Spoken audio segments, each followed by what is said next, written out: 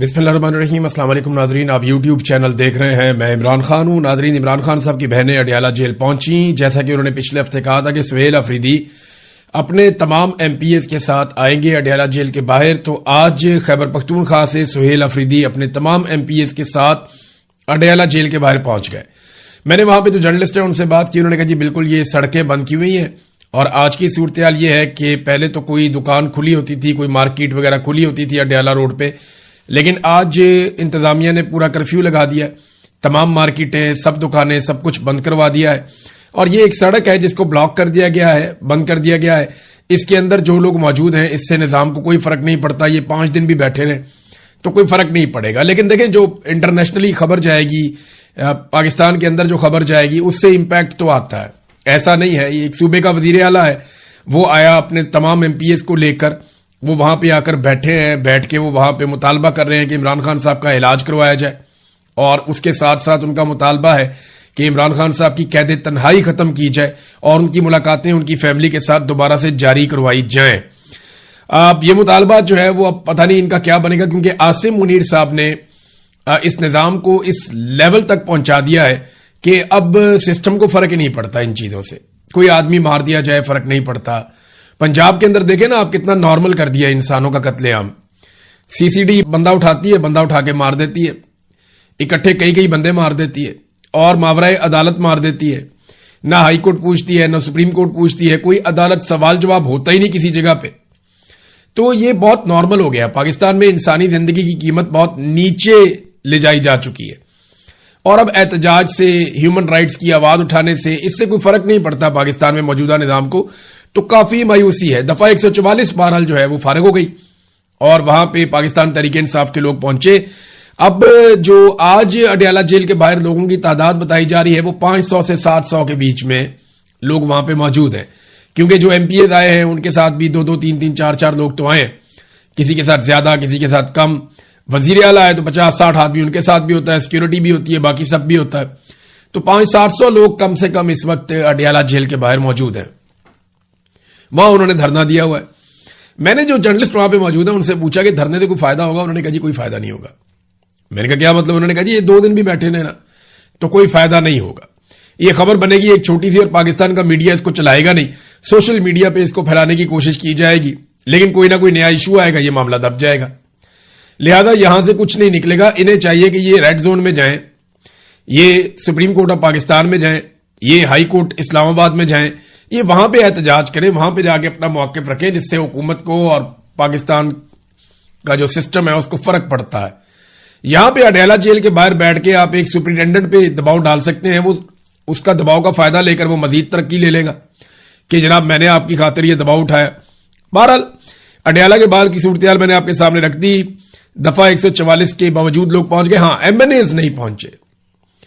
MNAs को भी दावत दी गई थी कि आपने भी आना। बहुत सारे ऐसे हैं जो आते ही नहीं है। कई एमएनएज हैं जो कभी भी नहीं जाते अडियाला के बाहर, वो जाना भी नहीं चाहते। पंजाब से बहुत सारे एमपीज हैं जो जाना नहीं चाहते। अब वो लोग नहीं गए, यानी जिस तरह पंजाब से क़यादत को बुलाया गया था या एमएनएज को बुलाया गया था या सेनेटर्स को बुलाया गया था, वो सब लोग नहीं आए। लेकिन खैबर पख्तूनख्वा से सुहेल अफरीदी आए। सुहेल अफरीदी ने कहा जी जो मुराद सईद ने इंटरव्यू दिया है बात उनकी ठीक है, सारे एक छत के नीचे बैठ जाएं और वहां पे बैठकर फैसला कर लें कि करना क्या है, और जो करना है वो मुझे बता दें, फिर मैं जानूं, मेरा काम जाने, फिर मेरे पे छोड़ दें। सुहेल अफरीदी बड़े कॉन्फिडेंस के साथ ये कहते हैं कि वो इस्लामाबाद जाएंगे। देखिए इतना तो मैं जानता हूं कि सुहेल अफरीदी के पास अगर वो इस्लामाबाद के लिए निकलते हैं एक जलूस लेकर, तो सुहेल अफरीदी के पास वो मार्जिन नहीं होगा जो अली अमीन गंडापुर के पास था। यानी 2 मरतबा वो लोगों को डी चौक में छोड़कर वापस आ गए। अब कोई भी वजीर आला अगर पहुंचता है इस्लामाबाद तो वो डी चौक में अपने कारकुनों को छोड़कर वापस नहीं आ सकता। ये मुमकिन नहीं है, ये उसकी तबाही हो जाएगी, उस शख्स की, उसके खानदान की सियासत की मुकम्मल तौर पर तबाही हो जाएगी। लिहाजा सुहेल अफरीदी ये बड़े कॉन्फिडेंस के साथ कहते हैं कि जनाब आप फैसला करें और फिर मेरे पे डाल दें, आप फिर मैं जानूं, मेरा काम जाने, मैं लोगों को लेकर पहुंचूंगा। अब इमरान खान साहब जो है ना वो इतने आराम से तो आजाद होंगे नहीं। सुहेल अफरीदी ने खुद कहा था कि ये सीधी उंगली से घी नहीं निकलेगा, हमें जोर लगाना पड़ेगा। फिर उन्होंने कहा था कि मैं एक नौजवानों की तहरीक खड़ी कर रहा हूं इमरान खान की रिहाई के लिए। फिर वो तहरीक कहां गई उसके बारे में किसी ने बात ही नहीं की। میرے پاس جو انفارمیشن ہے وہ یہ ہے کہ پاکستان کی ملٹری اسٹیبلشمنٹ نے اس تحریک کا بڑا سخت نوٹس لیا تھا اور جو لوگ اس سے جڑے ہوئے تھے ان سب کو انہوں نے رابطہ کیا تھا اور سب کو دھمکی پہنچائی تھی کہ اگر تم لوگوں نے یہ کام کیا تو یہ ہماری ریڈ لائن ہے. نوجوانوں کو اگر نظام کے خلاف کھڑا کیا یا کوئی انقلاب جیسی صورتحال بنائی یا کوئی ایسی تنظیم بنائی جو بزور طاقت عمران خان کو باہر نکالنے کی کوشش کرے اور احتجاج کرے تو یہ ہم تمہیں نہیں چھوڑیں گے، اور بہت شدید قسم کی دھمکیاں لگائی گئی. اس کے بعد ہم نے دیکھا کہ وہ معاملہ ہی ٹھپ ہو گیا، وہ پتہ ہی نہیں چلا، وہ اتنے زوردار طریقے سے شروع کیا گیا تھا. اور یہ ایک رستہ ہے، یاد رکھیے گا، طاقت کے زور کے بغیر، یعنی آپ جو مرضی کر لیں، ملٹری اسٹیبلشمنٹ سے اگر آپ نے پاکستانیوں کا حق واپس لینا ہے تو آپ کو پاکستانی اکٹھے کرنے پڑیں گے اور بڑی تعداد میں اکٹھے کرنے پڑیں گے. پاکستانیوں کو بظور طاقت ہی اپنا حق واپس لینا پڑے گا، کیونکہ اس کی ایک وجہ ہے نا، جس کے ہاتھ میں بندوق ہوتی ہے نا اس کو نارمل اور لاجک کی بات سمجھ ہی نہیں آتی.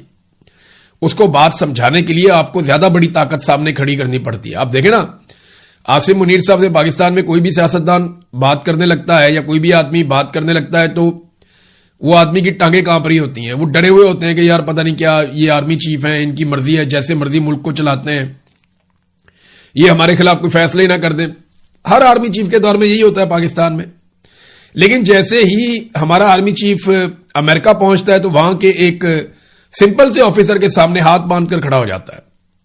وہاں کے صدر کے سامنے جو ہے وہ ان کے میٹھے میٹھے منہ بنتے ہیں. وجہ کیا ہے؟ وہ طاقتور ہے. تو جب آپ زیادہ طاقت اکٹھی کرتے ہیں نا تو جس کے ہاتھ میں بندوق ہوتی ہے پھر اس کو بات سمجھ آنا شروع کرتی ہے. تو عوامی طاقت اکٹھی کرنی تھی اور اسی کو عمران خان صاحب نے اسٹریٹ موومنٹ کا نام دیا تھا. بہرحال عمران خان صاحب کے وکلا کی جو حکمت عملی ہے اس کے اوپر بہت زیادہ سوال جواب کیے جا رہے ہیں، کیونکہ ایمان مزاری اور ہادی علی چٹھا صاحب کے کیس میں جو ان کے وکلا ہیں جو بغیر فیس کے یہ کیسز لڑ رہے ہیں، فیصل صاحب ہیں وکیل اور دیگر اور کچھ لوگ ہیں ان کے ساتھ، انہوں نے سپریم کورٹ آف پاکستان سے رجوع کیا کیونکہ ان کی سزا معطلی نہیں ہو رہی تھی. عمران خان صاحب کی سزا معطلی کے لیے ہائی کورٹ سے رجوع کیا عمران خان صاحب کے وکلا نے. اسی طرح ایمان مزاری اور ہادی علی چٹھا کے وکلا نے بھی اسلام آباد ہائی کورٹ سے ہی رجوع کیا سزا معطلی کے لیے. عمران خان صاحب کے معاملے کو 1.25 سال ہو گیا لگ بھگ، ان کا کیس ہی نہیں لگا سزا معطلی والا. جبکہ 3 ماہ کیس جب نہیں لگا، یعنی 2 ماہ سے زیادہ ہو گیا جب کیس نہیں لگا ایمان مزاری اور ہادی علی چٹھا کا، تو ان کے وکلا سپریم کورٹ آف پاکستان چلے گئے اور عمران خان کے وکلا سپریم کورٹ آف پاکستان نہیں گئے. تو سپریم کورٹ آف پاکستان نے 2 ہفتے کے اندر اسلام آباد ہائی کورٹ کو باؤنڈ کر دیا کہ ہم یہاں موجود ہیں، ہم کیس کو پینڈنگ کر رہے ہیں، 2 ہفتے کا آپ کے پاس ٹائم ہے، 2 ہفتے کے اندر آپ فیصلہ کریں سزا معطلی کے معاملے پر. تو ان کی آزادی کا رستہ بنتا ہوا دکھائی دے رہا ہے. عمران خان کے معاملے میں ان کے وکلا یہاں تک پہنچے ہی نہیں. دیکھیں اس کی وجہ کیا ہے، انہیں لگتا ہے شاید مایوسی ہے یا حکمت عملی کا فقدان ہے. کروڑوں روپے عمران خان صاحب کے وکلا کو، عمران خان صاحب کی فیملی نے، عمران خان صاحب کی پارٹی نے، ان لوگوں نے کروڑوں روپیہ دیا، بہت پیسہ دیا، لیکن اس کے باوجود وہ سپریم کورٹ آف پاکستان ابھی تک نہیں گئے. یہ انفارچونیٹ ہے. جبکہ 3 مہینے کے اندر وہ چیز حاصل کی ہادی علی چٹھا اور ایمان مزاری کے وکلا نے جن وکلا نے فیس بھی نہیں لی. تو ایک تو یہ بہت تنقید ہو رہی ہے عمران خان کے وکلا پہ. لیکن میں ایک بات یہاں کہنا چاہتا ہوں، اگر پاکستان کے سارے جج اکٹھے ہو کر بیٹھ کے بھی عمران خان کی رہائی کا فیصلہ دے دینا، ایک بھی جج ایسا نہ ہو جو اس فیصلے کے خلاف اختلافی نوٹ لکھے اور پاکستان کے تمام سینکڑوں جج اکٹھے بیٹھ کر فیصلہ دے دیں عمران خان صاحب کی رہائی کا، تب بھی عمران خان صاحب کی رہائی نہیں ہونی. کیونکہ عمران خان صاحب قانون کی قید میں ہی نہیں ہے. قانون کو تو صرف ایک ٹول کے طور پہ استعمال کیا گیا. عمران خان صاحب آرمی چیف کی قید میں ہے.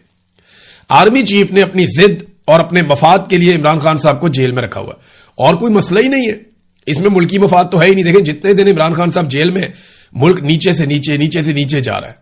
اگر ملکی مفاد ہوتا تو کوئی نظر آ جاتا نا. پاکستان کا اس میں ٹکے کا کوئی مفاد نہیں ہے عمران خان صاحب کو جیل میں ڈالنے کا. اس میں مفاد صرف چند جرنیلوں کا ہے، جس میں فیلڈ مارشل عاصم منیر صاحب جو ہیں ان کا مین مفاد ہے اور ان کی اپنی ضد ہے. یہ کوئی قانونی معاملہ نہیں ہے. پاکستان کے سارے جج بھی کہہ دینا عمران خان کو چھوڑ دو تو نہیں چھوڑیں گے.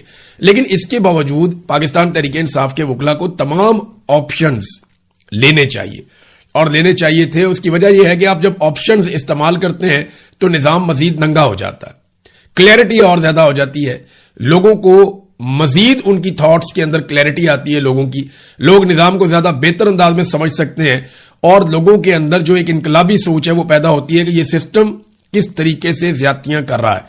ناظرین، سسٹم تو اور بھی بڑی زیادتیاں کر رہا ہے۔ اب پیٹرول کے اوپر 9 ماہ میں جو حکومت نے لیوی اکٹھی کر لی ہے، یہ خبریں آئی ہیں، یہ لگ بھگ 1200 ارب روپے کی لیوی اکٹھی کر لی انہوں نے، 1200 ارب روپے کی لیوی اکٹھی کر لی 9 مہینوں کے اندر۔ اور بجلی کے اوپر کتنا اضافی ٹیکس وصول کر لیا؟ 1900 ارب روپیہ، 19 خرب ایک اکٹھا کر لیا، 12 خرب ایک اکٹھا کر لیا، تو 3100 ارب روپیہ انہوں نے قوم سے اضافی ٹیکسز لے لیے۔ یہ وہ پیسہ قوم کو دینا ہی نہیں چاہیے تھا، لیکن دینا کیوں پڑ رہا ہے؟ کوئی رستہ نہیں ہے۔ یہ جو حکومت کے وزراء کہہ رہے ہیں نا کہ ہمیں یہ لینا پڑے گا ٹیکس، ہمارے پاس اور کوئی رستہ نہیں ہے، یہ بالکل ٹھیک کہہ رہے ہیں، کیونکہ لوگوں نے ان کی حکومت کو تسلیم نہیں کیا۔ پاکستان میں سیاسی استحکام نہیں ہے، پاکستان میں لوگ سرمایہ کاری کرنا نہیں چاہتے، جس کی وجہ سے کاروباری زندگی بند ہو گیا۔ کاروباری زندگی بند ہونے کی وجہ سے ٹیکسز اکٹھے نہیں ہو رہے۔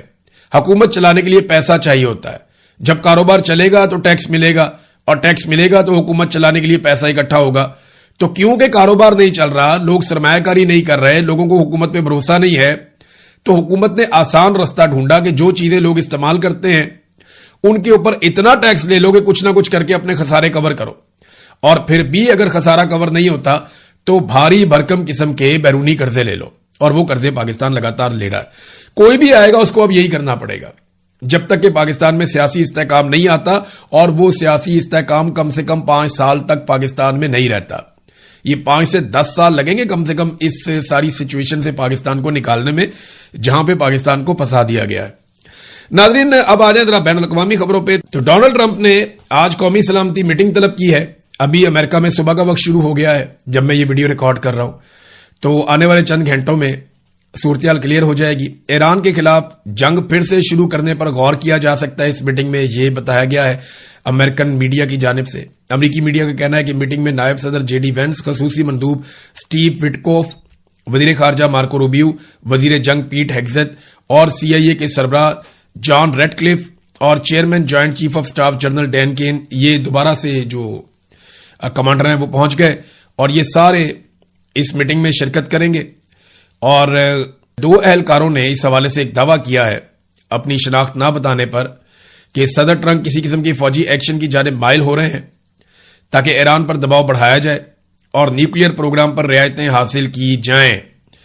تو جناب، لڑائی کے آپشنز ہیں، ان کے اوپر اب غور کیا جائے گا۔ دوسری طرف ایران نے ایک بڑا خوفناک سٹیٹمنٹ دیا ہے۔ میرے خیال میں ایران جب یہ کام کرے گا نا تو اس کے بعد ایران کے لیے خطرہ ہمیشہ کے لیے ٹل جائے گا۔ یہ بات شمالی کوریا کو سمجھ آ گئی تھی۔ شمالی کوریا کو ایک مخصوص وقت میں یہ سمجھ آ گئی کہ اگر وہ ایٹمی قوت نہ بنا تو امریکہ اس کو تباہ و برباد کر دے گا اور اس کے پلے کچھ نہیں بچے گا۔ تو انہوں نے ایٹمی تجربات کر لیے، اس کے بعد سے لے کر اب تک وہ بیلسٹک میزائلز بنا رہے ہیں۔ کوئی ان کی طرف آنکھ اٹھا کے بھی نہیں دیکھ سکتا، وہ بڑی مضبوطی کے ساتھ اپنے فیصلے مسلط کرتے ہیں۔ گو کہ شمالی کوریا کے اندر ایک بدترین قسم کی فسطائیت ہے، ظلم ہے، جبر ہے، ڈکٹیٹرشپ ہے، لوگ بہت تنگ ہیں، ان کی زندگی اجیرن ہے، اختلاف رائے کی گنجائش نہیں۔ یہ باتیں شمالی کوریا کے نیگیٹو پوائنٹس ہیں، لیکن ایٹمی قوت بننے کے بعد سے لے کر وہ اب تک کسی بھی بیرونی جارحیت سے محفوظ ہو گئے ہیں۔ یہ بات بھی ایک حقیقت ہے جسے جھٹلایا نہیں جا سکتا۔ تو ایران نے کہا کہ اگر دوبارہ حملہ ہوا تو 90% یورینیم افسودگی شروع ہو سکتی ہے۔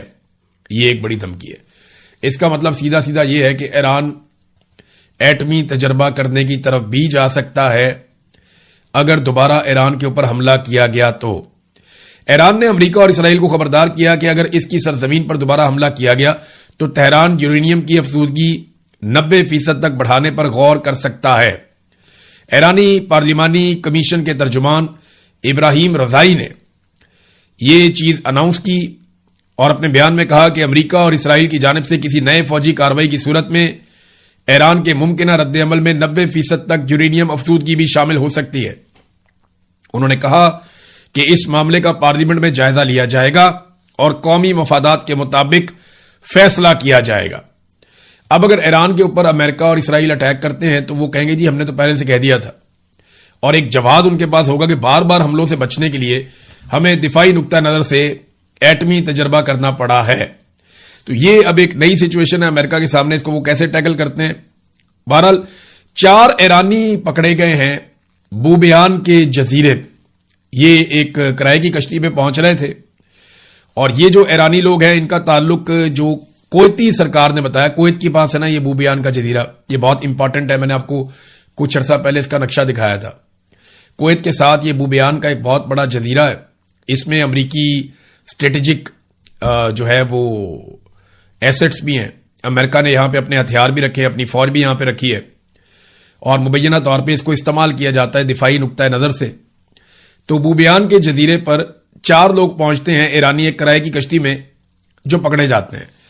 اب کویت نے یہ دعویٰ کیا کہ یہ لوگ, ان کا تعلق ایران کی پاسداران انقلاب سے ہے, اور وہ وہاں جو ہے کاروائی ڈالنے کے لیے آئے تھے, اور ان کے ساتھ لڑائی میں ایک کویتی فوجی زخمی بھی ہو گیا. اب وہاں یہ امریکہ کے مفادات کو نقصان پہنچانے یا جو لڑائی ہے اس کے سلسلے میں انفارمیشن کلیکٹ کرنے یا کچھ گوریلا کاروائی کرنے کے لیے آئے تھے. اس کے بارے میں مزید تفصیلات نہیں ہیں ہمارے پاس, لیکن یہ 4 لوگ ایرانی پاسداران انقلاب کے بوبیان کے جزیرے میں پکڑے گئے ہیں. ڈونلڈ ٹرمپ نے ایک اور بڑا زبردست کام کیا ناظرین, یہ دیکھیں آپ, یہ ایک تصویر ہے ڈونلڈ ٹرمپ نے پوسٹ کی ہے اپنے سوشل میڈیا پہ. اس میں امریکن $100 کا نوٹ ہے, اس پہ ڈونلڈ ٹرمپ کا فوٹو بنا ہوا ہے. ڈونلڈ ٹرمپ کی ذہنی حالت بھی مریم نواز جیسی ہوتی جا رہی ہے. مریم نواز کو ہر طرف اپنی شکل دیکھنی ہے, ہر طرف اپنا, کیونکہ بہت ہی غیر مقبول ہے نا بیچاری, وہ اس کو لگتا ہے کہ میں اپنی شکل دیکھتی ہوں تو میں مقبول ہو جاتی ہوں.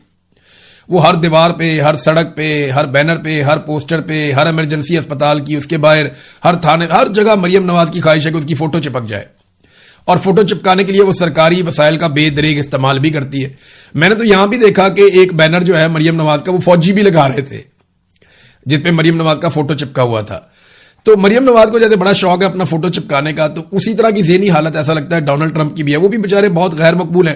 امریکی تاریخ کے جو غیر مقبول ترین صدور ہیں ان میں سے ایک ڈونلڈ ٹرمپ بن چکے ہیں. تو ڈونلڈ ٹرمپ نے یہ جو فوٹو لگائی ہے دیکھیں آپ, اس پہ 100 کے نوٹ پہ ڈونلڈ ٹرمپ کا فوٹو لگا ہوا ہے. اور اس کے علاوہ ایک خبر اور آئی تھی پچھلے دنوں کہ وہ پاسپورٹ کے اوپر بھی اپنا فوٹو لگانے کا منصوبہ بنا رہے تھے, اور اس کے اوپر کوئی حکمت عملی تھی جس پہ کام ہو رہا تھا, میں نے آپ کو خبر بتائی بھی تھی. تو ڈونلڈ ٹرمپ جو ہے وہ نرگسیت کا شکار ہو چکے ہیں. بین الاقوامی میڈیا میں اس پہ بہت تنقید ہو رہی ہے. ایک اور ناظرین خبر ہے کہ آبنہ ہرمز سے 4 بحری جہاز گزرے ہیں. یہ آئل ٹینکرز ہیں بہت بڑے. یہ بحری جہاز گزر گئے آبنہ ہرمز میں سے. ان 4 کا تعلق چین سے, یعنی چین کا تیل جا رہا ہے, چین کا رستہ نہیں رک رہا, اور چین کے جہاز جو ہیں, آئل ٹینکر جو ہیں, وہ چین کی طرف بڑھ رہے ہیں. تو چائنا اپنی بالادستی بھی ثابت کر رہا ہے, ایران بھی اپنا تعلق چین کے ساتھ جو ہے وہ ثابت کر رہا ہے. ایران بھی نہیں روکتا, امریکہ بھی انہیں نہیں روکتا. تو چائنا اپنا کام جو ہے وہ چالو رکھے ہوئے, جبکہ امریکہ نے کچھ پابندیاں لگائیں چائنیز کمپنی کے اوپر, جنہیں چین نے رد کر دیا. ابھی ڈونلڈ ٹرمپ نے جب چائنا جانا